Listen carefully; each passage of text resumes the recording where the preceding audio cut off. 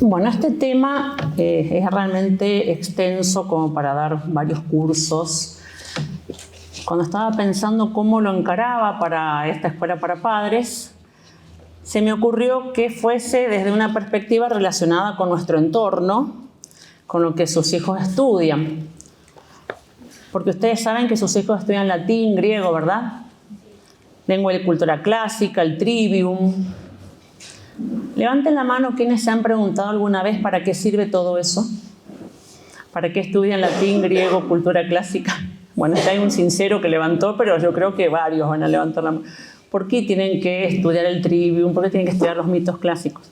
Bueno, algo de eso vamos a poder demostrar hoy, ¿no? Su valor, vamos a atisbar un poco en qué significa esta cultura y por qué es tan importante para nosotros.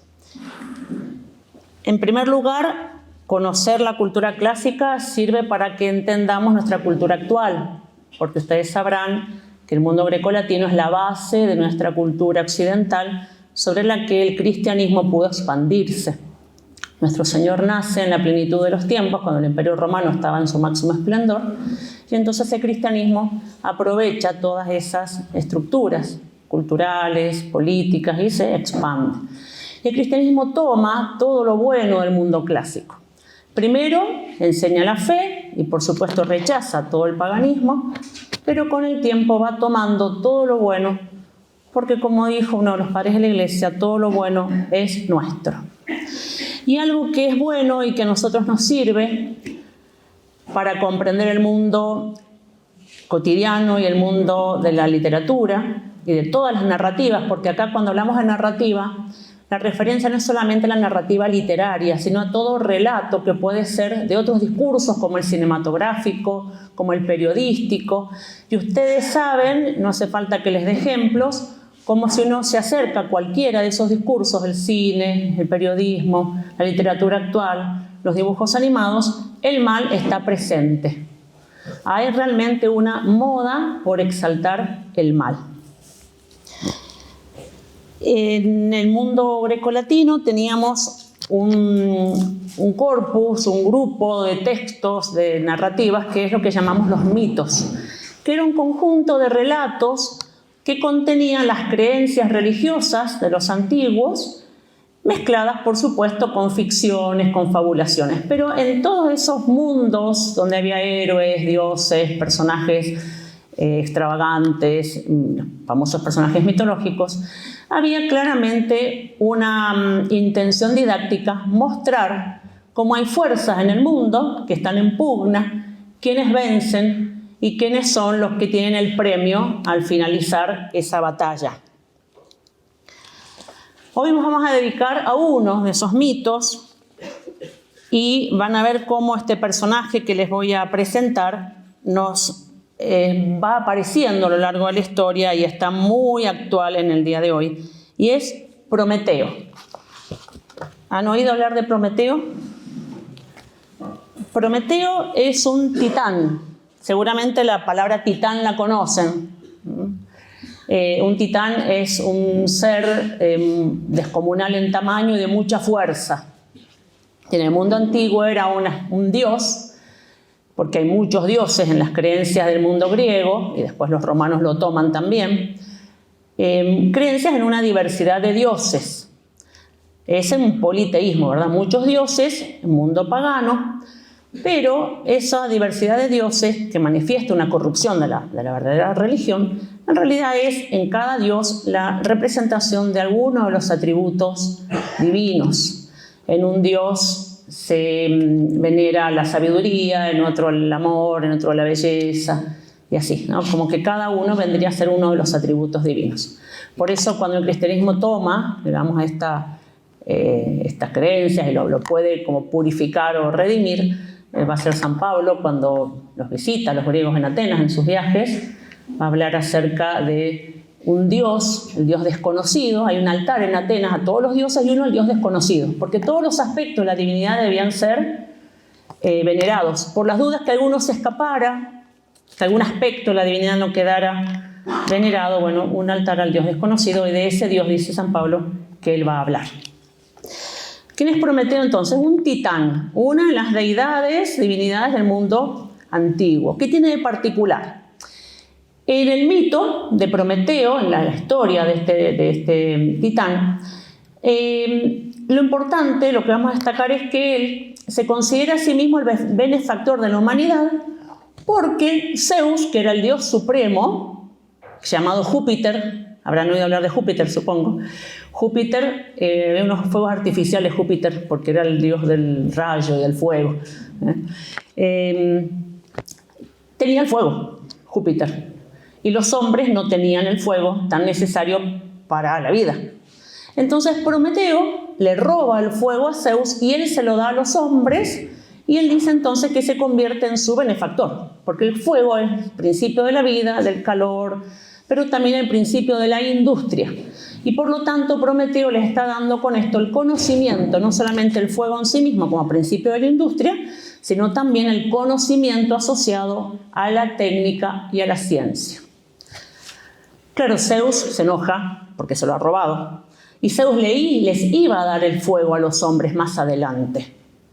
Pero como se anticipa Prometeo, se lo roba y se los da, lo va a castigar y lo va a mandar a ser encadenado en una montaña, bien alejado, y a los hombres les va a mandar los males. Aparecen los males en la tierra, aparecen las enfermedades, aparece la muerte. Por lo tanto, los males que vivimos hoy en día sería causa del castigo de Zeus, porque Prometeo nos dio el fuego antes de tiempo. Se convierte entonces Prometeo en el dios rebelde, el que no se somete a la autoridad del dios supremo, que es Zeus, porque hay una jerarquía de dioses en el mundo antiguo.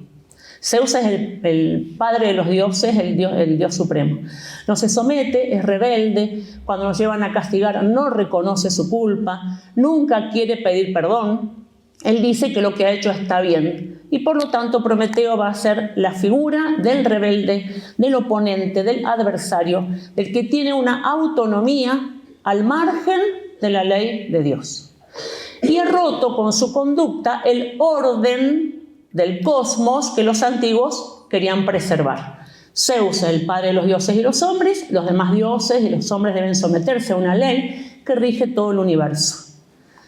Hay un orden en el universo, un orden en la naturaleza, un orden moral, un orden de jerarquía, de autoridad. Prometeo lo rompe. Merece, por lo tanto, el castigo.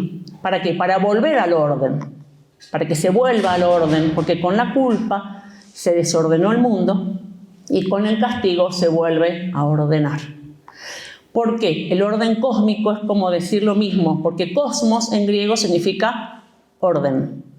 Hay un orden, nosotros miramos el cosmos, que hoy en día es sinónimo de universo, sabemos que hay un orden en lo natural, en los astros, hay un orden en todo lo que observamos, ¿verdad? La palabra para designar el mundo era entonces cosmos. Mientras que los romanos lo llaman mundo, al mundo, mundus, que significa lo mismo, orden, algo que está limpio, prolijo, que es deseable de mantener. De hecho, cuando queremos nombrar algo justamente sucio y desagradable, le ponemos el prefijo in y lo volvemos algo inmundo. El mundo, en cambio, es un orden bello y perfecto.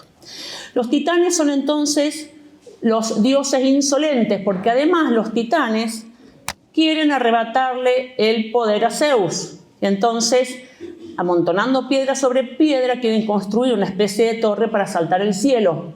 Y entonces Zeus los castiga y los hunde en los abismos. Y cada uno de ellos va a tener un castigo perenne que va a mostrar la eternidad de la pena, porque ellos son, al ser dioses, son inmortales.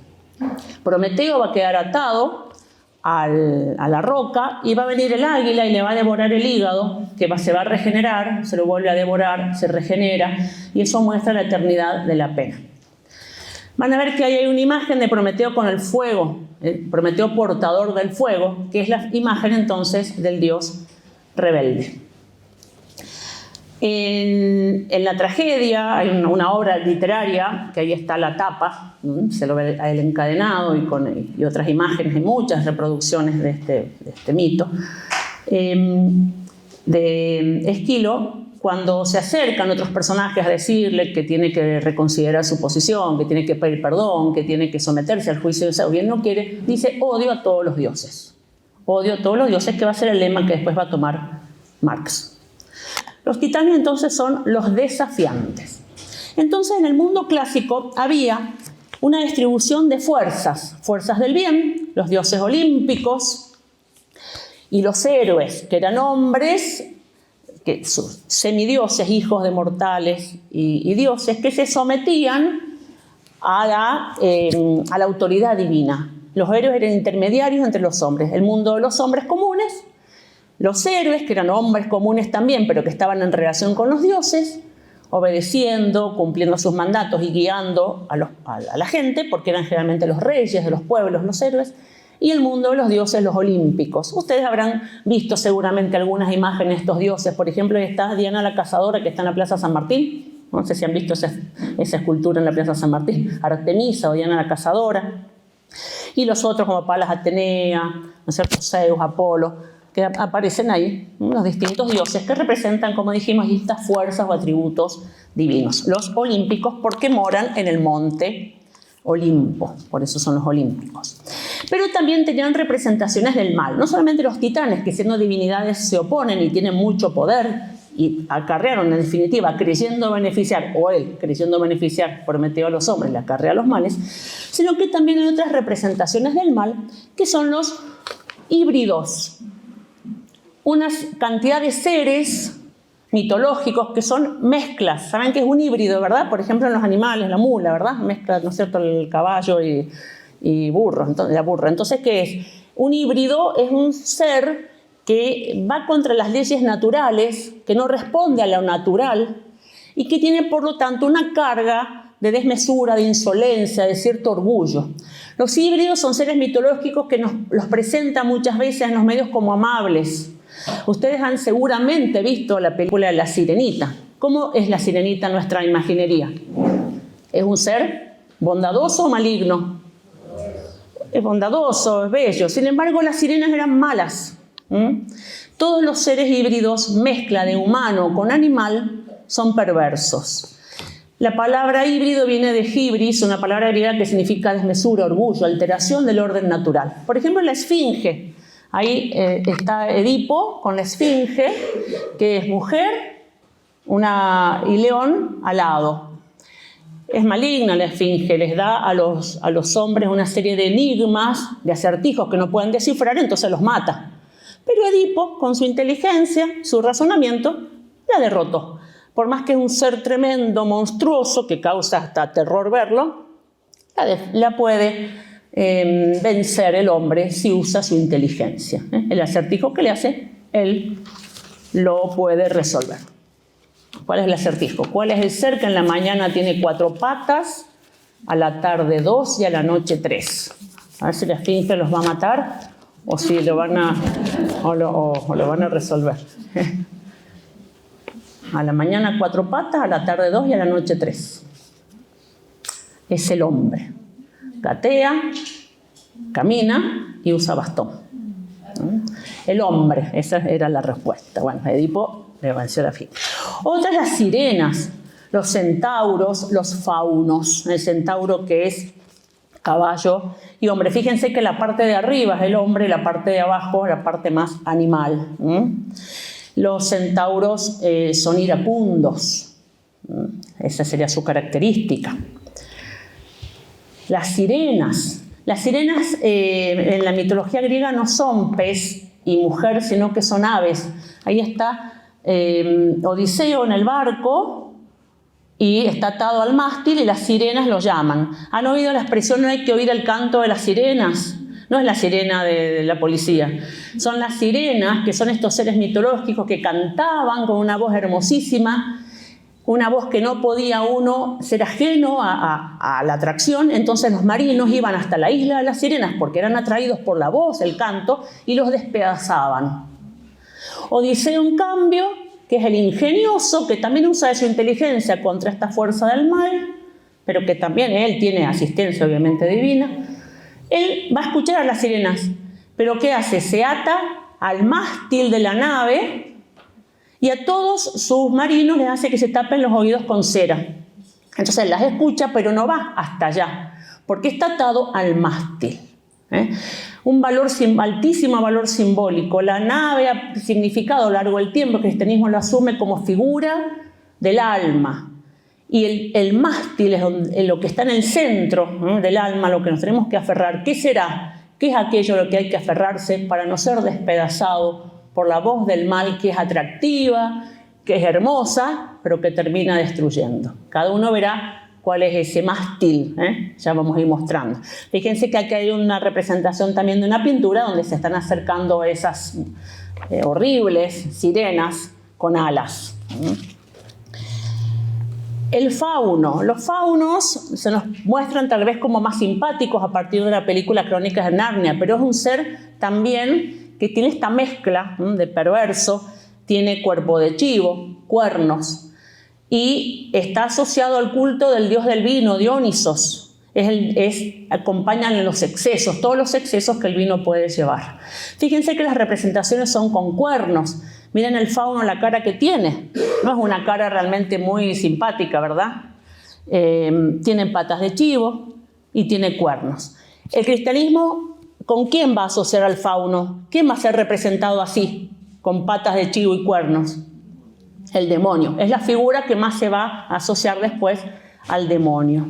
Son todas figuras entonces del mal, los híbridos, no son amables. Vayan ustedes sacando conclusiones en relación con lo que le vamos dando a los chicos, ¿no?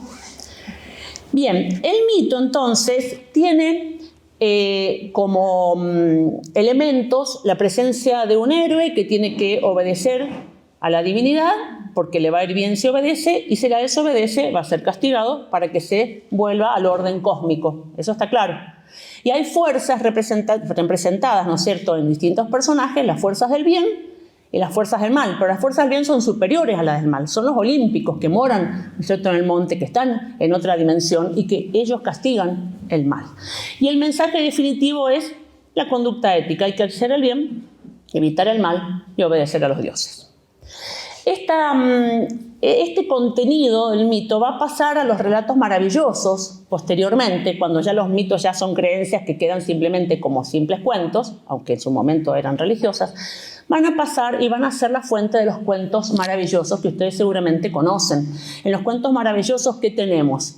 Tenemos héroes y heroínas, tenemos seres sobrenaturales, hay una intención didáctica y siempre ¿quién gana? O debería, en el cuento maravilloso. Ganan los buenos. Entonces, ¿qué elementos hereda el relato maravilloso del mito? La presencia de los seres sobrenaturales con diversas formas, que encarnan el bien y encarnan el mal. Y nosotros perfectamente sabemos cuáles son las del bien y cuáles son las del mal, ¿verdad?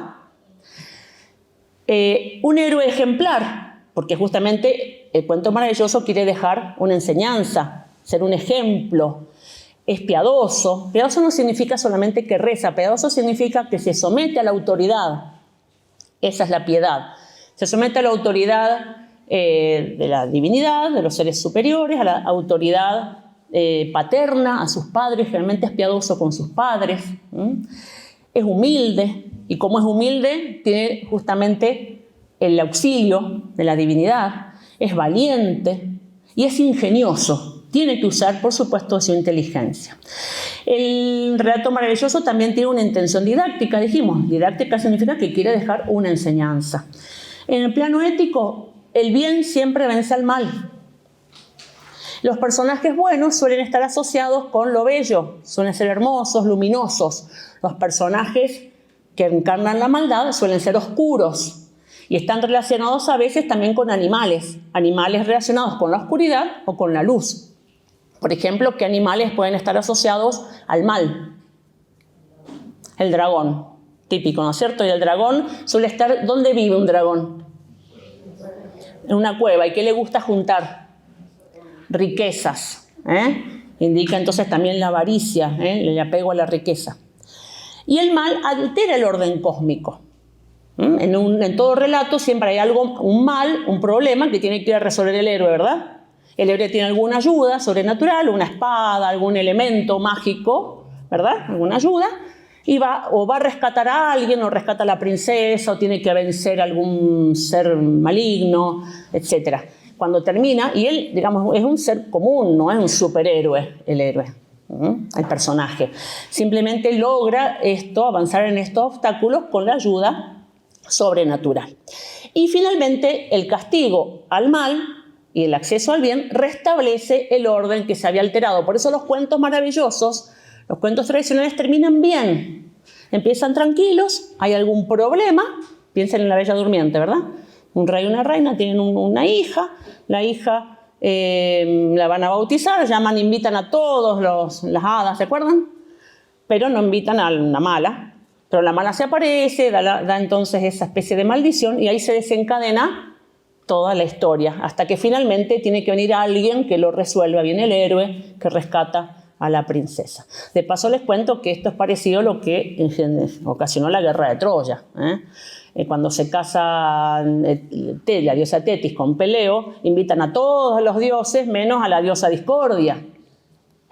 Y la diosa Discordia va igual y tiene una manzana de oro que dice para la más bella, y entonces están todas las diosas peleándose para mí, para mí. Entonces hay a un invitado que se llamaba Paris, le dicen, bueno, vos elegís, se lo da a Venus. Entonces Venus le dice, yo te voy a ayudar a conseguir a la mujer más hermosa de la tierra en premio. Y le ayuda a raptar a Helena y empieza los conflictos de Troya. En estas bodas de Tetis y Peleo son los padres del héroe Aquiles, por si por ahí lo han oído nombrar. Los cuentos maravillosos entonces toman de los mitos elementos, y así se van como alimentando. ¿Cuáles son las fuerzas del bien o del mal? Bueno, las fuerzas del mal, los ogros.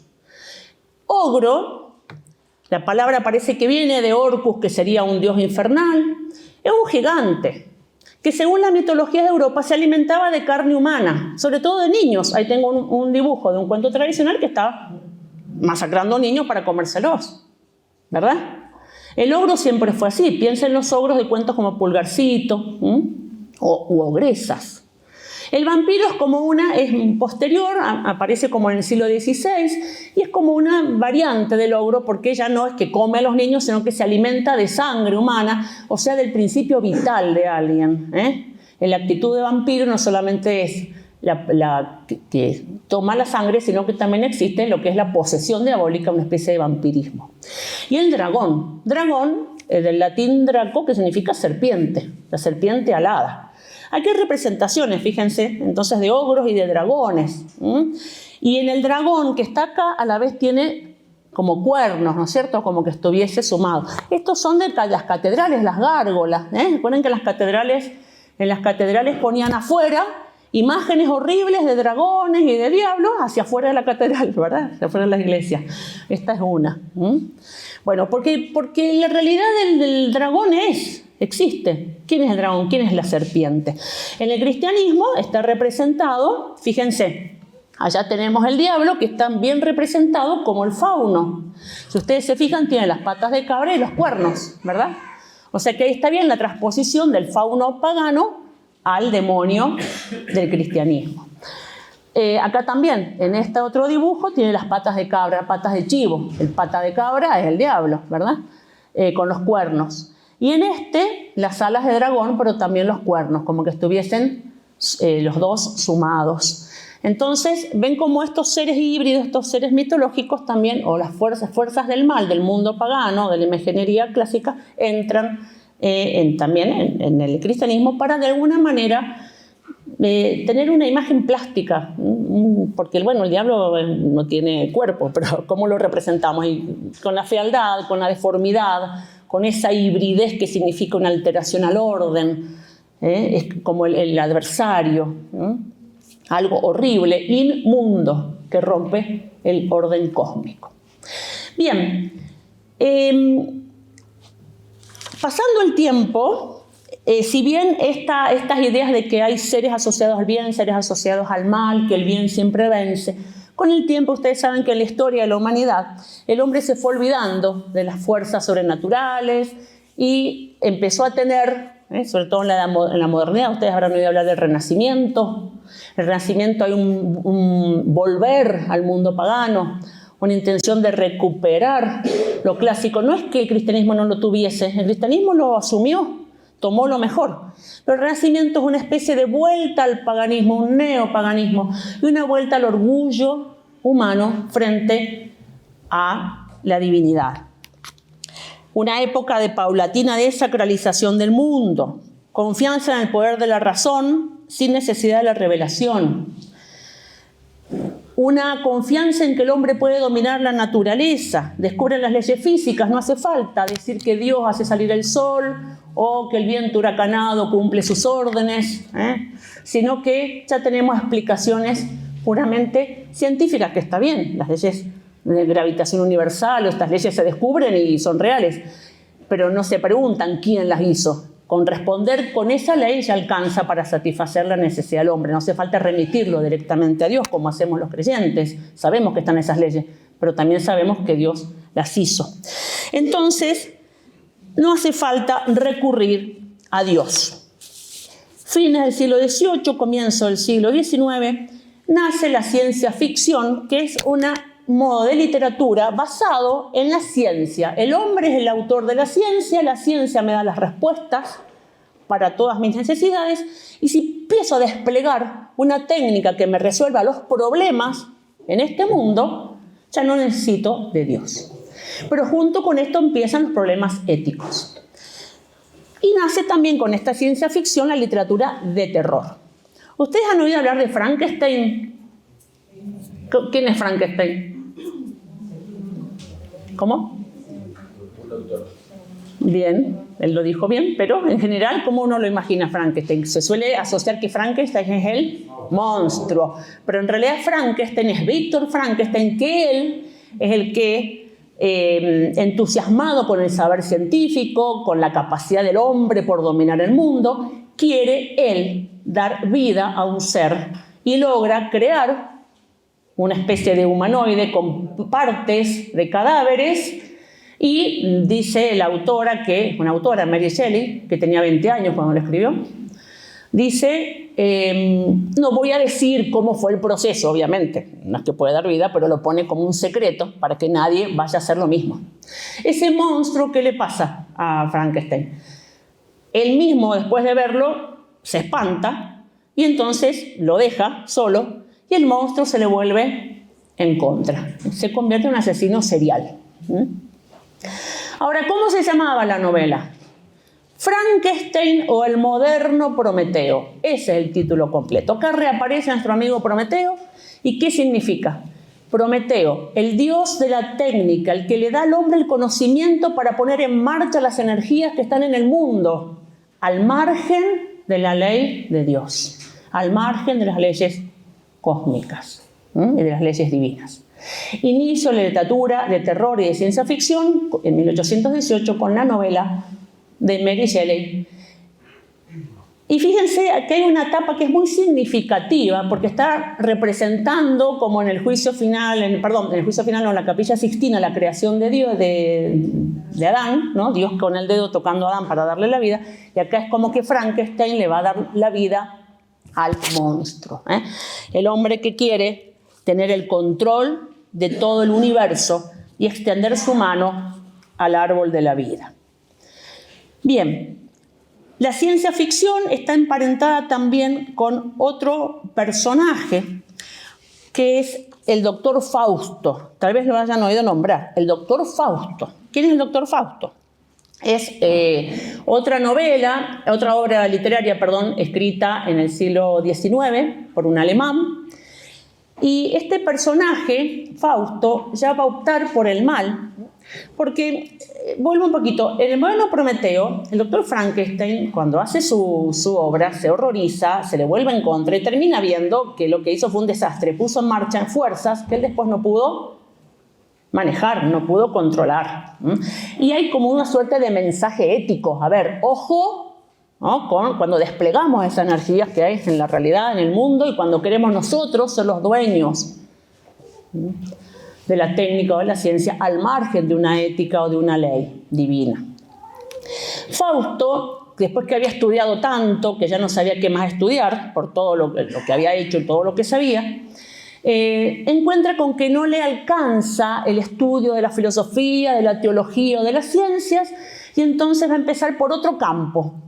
Y va a empezar por el campo de las ciencias ocultas. ¿A qué otro saber puedo acceder? Mientras tanto, el diablo se acerca a Dios, va paseando por el cielo, y entonces Dios le dice: ¿has visto a mi siervo Fausto? Sí, lo he visto.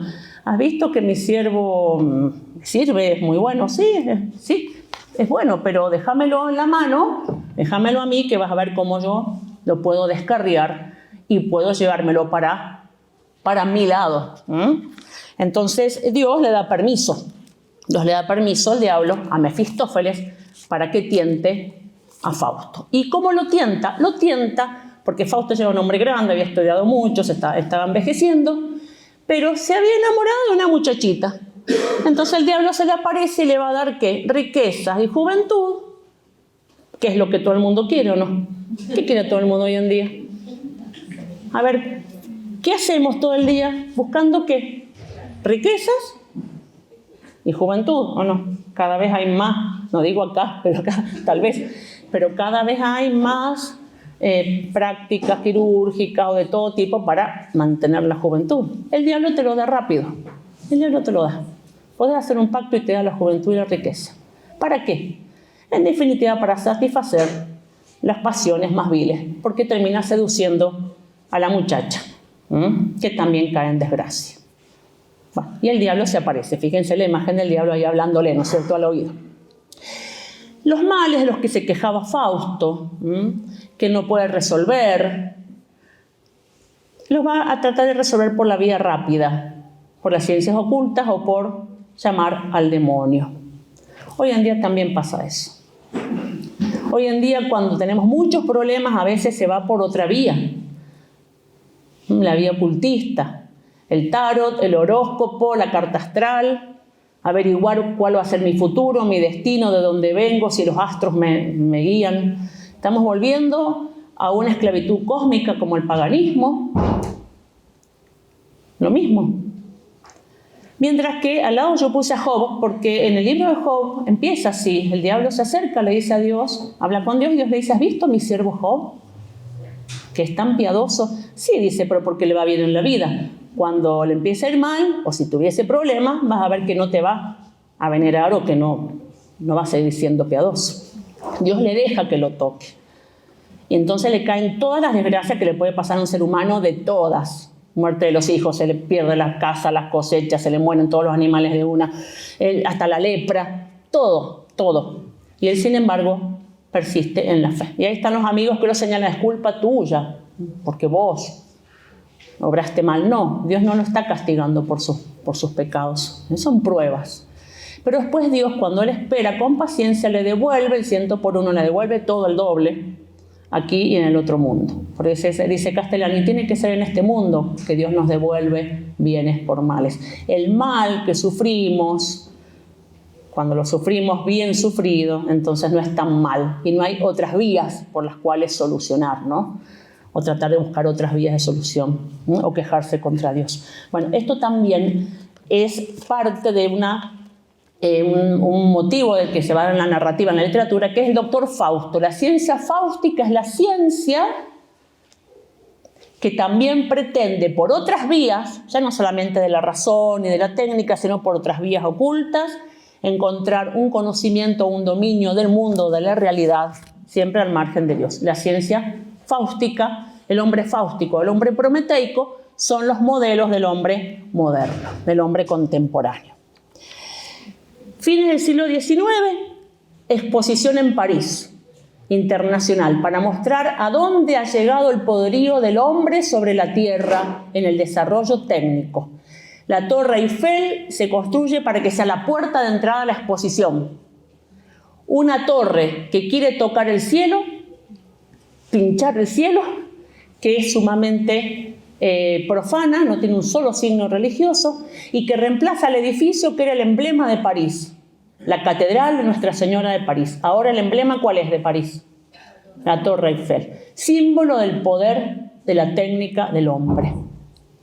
El Titanic, ni Dios lo hunde, decía. Titanic titánico. Titán, el adversario, ni Dios lo hunde, no hizo falta a Dios. Alcanzó con un iceberg, ¿no es cierto?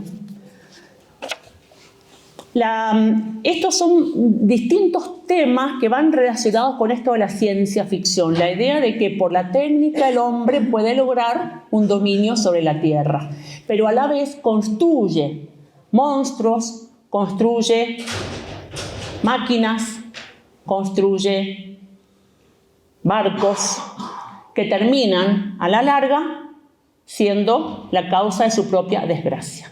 Construye robots, construye inteligencia artificial, lo que sea. La ciencia ficción nos muestra cómo el hombre pone en marcha energías, pone en marcha maquinarias, pone en marcha la técnica y después ¿qué le pasa? Se le vuelve en contra. Entonces es un tipo de literatura terrorífica porque nos hace tener miedo de las máquinas. Hay que tener miedo de la ciencia fáustica o tener miedo del propio orgullo, pero no tener miedo del dominio genuino del hombre sobre la tierra, que es un mandato de Dios en el paraíso a Adán, someter la tierra. ¿Pero dentro de qué? De un marco de un orden cósmico siguiendo la ley divina. Eso nos enseñaban los mitos y los relatos maravillosos. La ciencia ficción de alguna manera nos muestra cómo el hombre, cuando se sale de ese esquema, termina con los robots en contra, y se ve mucho en el cine. Piensen, no sé, la clásica Terminator, ¿verdad? Terminan los robots, ¿verdad?, dominando al mundo y dominando al hombre. Pero esta idea del poder del hombre sobre la tierra, de la ausencia de Dios y del querer mostrar que el hombre puede tener autonomía y que tiene en sí mismo el poder para desarrollarse y no necesita de Dios, lo vamos a ver en su máximo exponente en Nueva York. Ustedes saben que de Estados Unidos no viene todo, ¿no es cierto?, el cine, las películas. Porque tenemos el monumento a Prometeo. Prometeo, portador del fuego. ¿Habrán visto las películas que van a patinar ahí o que aparecen para Navidad, ¿no? Prometeo, portador del fuego, está en el centro del Rockefeller Center y representa la rebeldía del hombre, la autonomía frente a Dios y cómo el poder económico le va a dar al hombre la tranquilidad en este mundo y el poder. Fíjense cómo está en el medio de esos edificios. ¿Sí? Y es Prometeo, con todos los símbolos de Prometeo el rebelde. Podemos prescindir de Dios, es el mensaje. Podemos prescindir de Dios. Nos bastamos a nosotros mismos. Un Prometeo dorado. Pero eso no es todo, porque del otro lado vamos a tener la catedral de San Patricio, una preciosa catedral gótica, símbolo del catolicismo. Y enfrente, ¿qué le pusieron? El titán Atlas. Un titán que está desafiando ¿a quién? Atlas es un titán que tiene como castigo sostener el mundo sobre sus hombros. Está agobiado por el peso del mundo. Él nos sostiene a nosotros. Atlas es el que sostiene al mundo. De alguna manera representa esto, ¿no? La arrogancia del titán Atlas. ¿Frente a quién? Frente a la catedral. ¿No es un desafío? Entonces estamos en el contexto de los antihéroes. Ahora tenemos una exaltación de los titanes, porque los titanes en la mitología terminaron castigados, pero acá están exaltados. Representan el espíritu del hombre moderno, es lo que queremos que hagan nuestros hijos. Este es el mensaje. ¿Qué son los antihéroes? Por un lado tengo un neopaganismo. Volvemos a los personajes del paganismo, pero con una vuelta de tuerca. Ahora optando por los que eran los malos, no por los olímpicos. Hay una moda de la inversión. El mal se va a equiparar al bien. Los que eran los malos, ahora no son tan malos. Los que eran los malos, ahora en realidad hay un equilibrio. El mal y el bien están parejos. Puedo optar por cualquiera de los dos. El mal no es una negación, el mal no está subordinado. No, el mal está a la par del bien. Puedo elegir cualquiera de los dos caminos. Y si elijo el mal, mejor, porque hay que ser disruptivo, porque no hay que ir contra esas creencias oscuras. Es la novedad. Moda de la inversión, el mal se equipara al bien. Moda del hibridismo, exaltación de lo antinatural y lo deforme, ¿o no? Todo lo antinatural ahora está de moda. Ya sabemos, ¿no es cierto? Hibridación de todo tipo. Género fluido, género lo que quieran.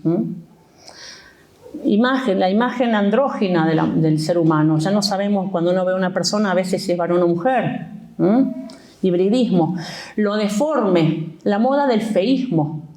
Tatuajes, piercing, colores en el pelo, cortes que deforman y afean de moda. Y así son los personajes. Moda del antiteísmo, ya no es del ateísmo, no creo en Dios, no, antiteísmo, contra Dios. No podemos hablar de Dios en la escuela, pero sí del diablo. Miren los libros que fueron llegando a las escuelas hace unos años. Estaban llenos de diablos en las tapas, cuentos de terror, cuentos con diablos. El diablo sí. Manden libros de catecismo o libros donde aparezca Jesucristo en la tapa o alguna cuestión religiosa. No, de religión no se habla. No se habla de religión buena, se habla de los seres religiosos malos, porque en definitiva eso es religión. Ciencia ficción, ya les dije, confianza en el poder de la ciencia y de la técnica para solucionar los problemas, robots, máquinas. Héroes que confían en sus superpoderes obtenidos por la vía de la técnica, ya no son los héroes que el Dios o el ser sobrenatural le da la fuerza. Ahora es la ciencia, la técnica, el laboratorio, la araña que lo picó, la kriptonita, qué sé yo, distintos elementos que ya no son en relación con un mundo sobrenatural, negado el mundo sobrenatural, y todo está en esta esfera. Extraterrestres, literatura de pesadilla, de terror, fantástica, reescritura de los relatos maravillosos tradicionales. Ya los personajes tradicionales que eran buenos ya no son los buenos. Ahora los que eran los malos, esos son los que hay que seguir. Recuerden que se aprende por imitación y se goza con las imitaciones. Todos nos gozamos con imitaciones. Aristóteles decía eso, que la gente se goza con una imitación, al punto que disfruta de algo que en una mirada directa le causaría horror, pero una imitación, en una reproducción, lo disfruta. Pensemos que podemos estar comiendo pororó mientras vemos los orcos, los elfos destripando orcos, ¿no? Vemos que están destripando, estamos ahí comiendo pororó, comiendo pizza mientras vemos la película. Pero si lo viéramos en directo, bien que se nos cortaría el apetito, ¿verdad? Bueno, los monstruos los vemos en una reproducción y no nos causan espanto, pero si los viéramos cara a cara. Los ogros son los buenos, la opción de transformarse en ogro. Los niños disfrazados de vampiros. Qué lindo ese nene vestido de vampiro, ¿verdad? La bruja de la Bella Durmiente, en realidad, es la que la entiende. Y miren cómo está representada, con cuernos y alas. Y el de abajo que a mí me espanta más que nada. ¿Cómo entrenar a tu dragón? Los dragones siempre fueron los enemigos del hombre. Ahora acá, ¿qué pasa? ¿Qué pasa con el hombre y el dragón? Están amigados. Y la imagen que sigue es un súper dragón que parece un sol, que está, ustedes recuerdan, no sé si la conocen la película, la mamá del protagonista había desaparecido, creían que estaba muerta, y en la segunda aparece que estaba en una especie de paraíso, en un lugar distinto, en otra dimensión, que se entraba por una cueva, como una especie de espacio paradisíaco, y rinde culto al dragón, se arrodilla. Acá se alcanza a ver, acá, de este lado el personaje, le hace una reverencia a la mujer. Y ella es la que logra que vuelva la amistad entre el dragón y los hombres. ¿No era que el linaje de la mujer, digamos, que se iba a poner en enemistad entre el linaje de la mujer y el dragón? ¿Cómo que viene a amistarlos? Esa mujer hace que los dragones sean amigos de los hombres. A mí me espanta ese espacio, esa imagen. Eso ven los chicos. Recuerden que lo que vemos se nos va quedando, es un sedimento mental que nos va quedando. El misterio oscuro ha desplazado el misterio luminoso. Ya vamos cerrando. Chesterton, en un hermoso ensayo que se llama El Ángel Rojo, reflexiona sobre esta narrativa de pesadilla. Dice, el elemento alentador de esperanza en el universo ha sido en los tiempos modernos continuamente negado y reafirmado. O sea, no podemos hablar de Dios, no podemos hablar del reino de los cielos, no podemos hablar de lo bueno, del misterio luminoso, pero sí del misterio oscuro. El elemento de desesperanza no se ha negado nunca ni por un momento. Como dije en una ocasión, la única cosa en la que la gente cree realmente es en la condenación. Podemos tratar vigorosamente el misterio sombrío, pero no del misterio feliz. No somos racionalistas, sino demoníacos.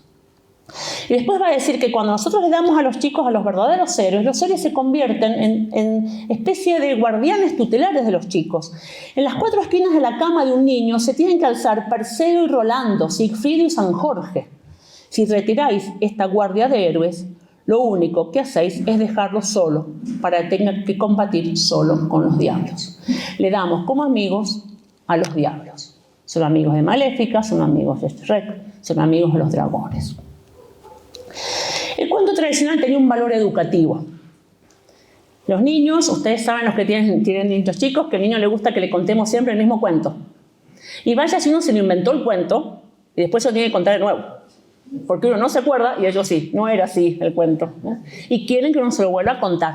Lo necesita. ¿Por qué? Los quiere escuchar siempre en la misma versión de la primera vez, por el placer de reconocerlos, de aprendérselos de memoria en su secuencia tradicional, de volver a sentir las emociones de la primera vez en el mismo orden: sorpresa, miedo, recompensa. Los niños tienen necesidad de orden y seguridad. El mundo no debe alejarse demasiado bruscamente del camino que con tanta fatiga van siguiendo. El niño necesita orden, cosmos, lo mundo, no lo inmundo. Y la educación del hombre solo puede acontecer mediante una narración, porque la vida humana solo puede ser narrada y porque un niño, por ejemplo, solo puede entender cómo puede vivir a través de ejemplos narrados, no a través de simple información. Tenés que portarte bien por esto y por esto y por esto. No, una narración. Juguemos a que éramos el rey y vos eras la princesa. Narran y después juegan. Una narración, un héroe concreto. Nosotros no seguimos ideas, seguimos modelos. Las narraciones que hacen bien proponen modelos magnánimos y heroicos. Niños y personas comunes que pueden vencer al mal y a las dificultades. Un ejemplo de Chesterton. Dice: los cuentos de hadas no dan al niño su primera idea de los fantasmas. Lo que los cuentos de hadas dan al niño es su primera idea clara de una posible victoria sobre el fantasma. El niño ha conocido íntimamente al dragón desde siempre, desde que supo imaginar. Lo que el cuento de hadas hace es proporcionarle un San Jorge capaz de matar al dragón. Cuentos donde el héroe mate al dragón. También conectan con la realidad, porque si la narrativa no nos conecta con la realidad, no sirve. Nosotros no tenemos que darles literatura o historias a los chicos para evadirlos del mundo y que vean un mundo de fantasía, enloquecido. A los chicos están enloquecidos de fantasía. Chicos que quieren ser como los superhéroes y creen que ellos pueden volar, o que excesiva fantasía. Ojo con eso. La verdadera literatura conecta con lo real. Un ejemplo de las crónicas de Narnia. En la tercera entrega, cuando ya Lucía y Edmundo no van a volver más a Narnia, dice: por favor, Aslan, antes de partir, dinos cuándo podremos volver de nuevo a Narnia. Mi adorada niña, dijo Aslan, tú y tu hermano nunca volverán a Narnia. Aslan, dijeron desesperados, niños, ustedes ya son demasiado grandes y ahora deben empezar a acercarse a su propio mundo. No se trata de Narnia, tú lo sabes, se trata de ti, te vamos a extrañar. Pero es que si me van a ver. ¿Estás allá también, señor? Sí, repuso Aslan, pero allá tengo otro nombre. Ustedes deben aprender a conocerme por ese nombre. Esa fue la verdadera razón para que ustedes vinieran a Narnia, para que conociéndome un poco aquí, pudieran conocerme mejor allá. Para eso les hacemos leer historias maravillosas y de héroes, para que viendo esto que es imaginación, una vez que crezcan, sepan reconocer el bien, la verdad, ¿dónde? En donde tiene que ser. ¿Dónde está? Por eso justamente las narraciones que hacen bien destacan la honra a Dios, la valentía, el amor a la patria, las virtudes domésticas, la piedad y no la desobediencia, ¿verdad? Lo disruptivo, el enfrentamiento, ser el adversario, el rebelde, como ahora nos quieren presentar. Un último ejemplo, ya vamos cerrando. En la Odisea, por ejemplo, Odiseo dice: a un forastero que haga sus libaciones, o sea, que ofrezca, ¿no es cierto?, su libación, que es una bebida, al Dios. Creo yo, hay que hacer súplicas a los inmortales, pues todos los hombres tienen necesidad de Dios, ¿no? Destacan la honra a Dios. Destacan el amor a la patria y las virtudes domésticas. En la Ilíada dice Héctor: combatid con tesón en torno a las naves, y el que sea herido mortalmente de cerca o de lejos, que muera sin pesar, porque es dulce morir por la patria. O las virtudes domésticas. Dice Odiseo, anhelando volver a su casa, después de tantos viajes, él quiere llegar a casa. Seguro que no hay nada más bello y mejor que cuando un hombre y una mujer gobiernan su casa con el mismo parecer. La armonía del hogar, ¿no? Pesares para el enemigo y alegría para el amigo. Y sobre todo, ellos consiguen buena fama. Y yo en verdad no soy capaz de ver cosa alguna más dulce que la tierra de uno y de sus padres, por muy rica que sea la casa donde uno habita en tierra extranjera y lejos de los suyos. Odiseo o Ulises, como también lo conozcan, es la metáfora del hombre que sale de su casa a vencer obstáculos, tiene que ir a la guerra de Troya, y que vuelve a casa. Es el retorno a la casa del Padre. ¿Qué es lo que todos anhelamos? Retornar a la casa del Padre. Y por eso los verdaderos héroes, los verdaderos guerreros de Dios, son los que dicen: no, odio a todos los dioses, soy el adversario, no quiero obedecer, sino ¿quién como Dios? Y ahí tenemos a San Miguel pisando el dragón. El dragón siempre fue el adversario. San Jorge venciendo al dragón. Y la Santísima Virgen, ¿a quién está pisando? A la serpiente. Pone enemistad entre el hombre y la serpiente. Los arquetipos son los guerreros de Dios. ¿Y cuál es el verdadero héroe de héroes? Rey de reyes, señor de señores, que no está agobiado por el peso del mundo, sino que lo tiene en la mano y miren el tamaño que tiene. No es Atlas sosteniendo el mundo. Es Jesucristo que tiene el mundo en la mano. Él es el dueño de la historia. Tiene el mundo en sus manos, no está aplastado por él. Y él es el caudillo, y a este como a caudillo y salvador exaltó Dios con su diestra. Es el verdadero caudillo, el verdadero héroe. Los héroes clásicos, de alguna manera, representaban lo que nosotros sabemos que se dio en plenitud en Jesucristo. Entonces, toda la narrativa del mal, en definitiva, no es más que la permanente lucha teológica, que este permanente conflicto que tenemos, y que muchas veces los papás ingenuamente y creyendo que el chico se está entreteniendo, que es la película que está en el cine y que ir a verla en las vacaciones de invierno, les hacemos tener una connaturalidad con el mal, sin darnos cuenta que estamos abriendo las puertas al demonio, y que la connaturalidad debe ser con el bien. Eduquémoslo en el bien y van a ser realmente chicos felices.